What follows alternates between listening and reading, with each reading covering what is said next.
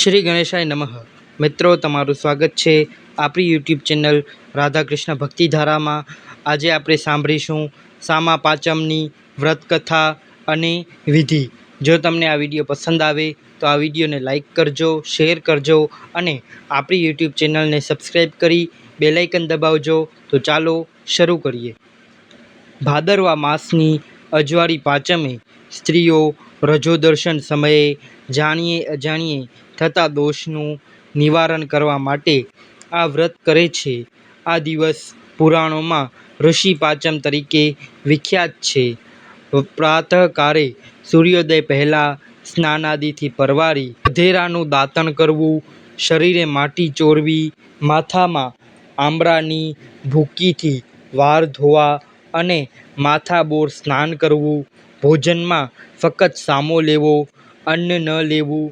માથાબોર સ્નાન કર્યા પછી શિવના મંદિરે જઈ શ્રદ્ધાપૂર્વક શિવજીની પૂજા કરવી, પાર્વતીનું સ્મરણ કરવું. આ વ્રત 5 વર્ષનું છે. વ્રત પૂર્ણ થયે ઉજવણું કરવું. એ દિવસે યથાશક્તિ બ્રહ્મભોજન કરાવવું, દક્ષિણા આપવી, કોરા વસ્ત્રનું દાન કરવું, સર્વ ઋષિઓની પૂજા કરવી, અરુંધતીનું સ્મરણ કરવું. હવે આપણે સામા પાંચમની વ્રતકથા સાંભળીએ. પ્રાચીન કાળમાં ચંદ્ર દેશમાં ત્રિલોકી નામે એક પવિત્ર ને જ્ઞાની બ્રાહ્મણ તેની પતિવ્રતા પત્ની ત્રિલોચના સાથે રહેતો હતો. સંતાનમાં માત્ર પુત્ર અને પુત્રી હતા. પુત્ર પણ પિતા જેવો જ વિદ્યા વિસંગી અને જ્ઞાનવાન હતો. પુત્રી અનુરાધા પણ અતિ સુંદર હતી. પતિ પત્ની ધર્મભાવપૂર્વક ગૃહસ્થ જીવન વિતાવી રહ્યા હતા. પુત્રીનો યૌવનકાળ આવતા ત્રિલોકીએ ધામધૂમથી પુત્રીને પરણાવી કન્યાદાન કર્યું. બદકિસ્મતે અનુરાધાનો પતિ ટૂંક સમયમાં મૃત્યુ પામતા એ વિધવા બની અતિશય વિલાપ કરતી એ પિયર પાછી આવી. યુવાન પુત્રીની અકાળે વૈધવ્યનો ભોગ બનેલી જોઈ માતા પિતાનો અંતર કકળી ઉઠ્યું. પણ કાળ સામે કોઈનું ચાલતું નથી એવું આશ્વાસન આપી પુત્રીને ધર્મ ધ્યાન વ્રત તપમાં એકાગ્ર થવા કહ્યું.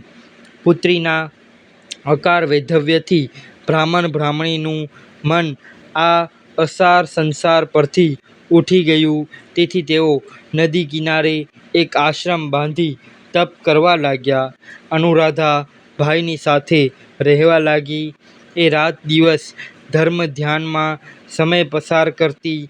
રોજ બપોરે લીમડાની શીતળ છાયા નીચે ખાટલો નાખીને સૂઈ જતી. એક દિવસની વાત છે.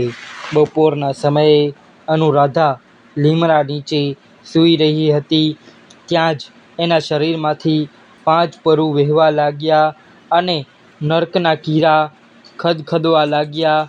આથી અનુરાધા અત્યંત ભયભીત બની ગઈ. રડતી રડતી આશ્રમે જઈને માતા પિતાને વાત કરી. ત્રિલોકી બ્રાહ્મણે સૌ પ્રથમ અનુરાધાને પવિત્ર જળથી સ્નાન કરવા કહ્યું. ત્યારબાદ તેણે પોતાના ત્રિકાળ જ્ઞાનની મદદથી પુત્રીના પરભવના પાપ જાણ્યા. પત્નીને બોલાવી 5 વહેવાનું કારણ જણાવતા કહ્યું, આપણી પુત્રી ગયા જન્મે ઉત્તમ કુળમાં જન્મ પામી હતી, છતાં એ રજસ્વલાનો ધર્મ પાળતી ન હતી. રજસ્વલા સ્ત્રી માટે જે કાર્ય નિષેધ કરાયા છે તે કરતી હતી. ઘરકામ કરતી હતી. આ ધર્મ નહીં પાળવાના પાપ એને આ ભવે ભોગવવા પડે છે. વળી ગયા જન્મે એને રજસ્વલા સ્ત્રીના દોષ નિવારણ માટે ઋષિ પાંચમનું વ્રત કરાય છે એ વ્રતની નિંદા કરી હતી. તેમજ એ વ્રત કરનાર સ્ત્રીઓની ઠીકરી ઉડાડી હતી. આ પાપના કારણે એને અકાળે વૈધવ્ય આ જન્મમાં ભોગવવું પડ્યું છે. આ સાંભળી ત્રિલોચના અતિશય રુદન કરવા લાગી.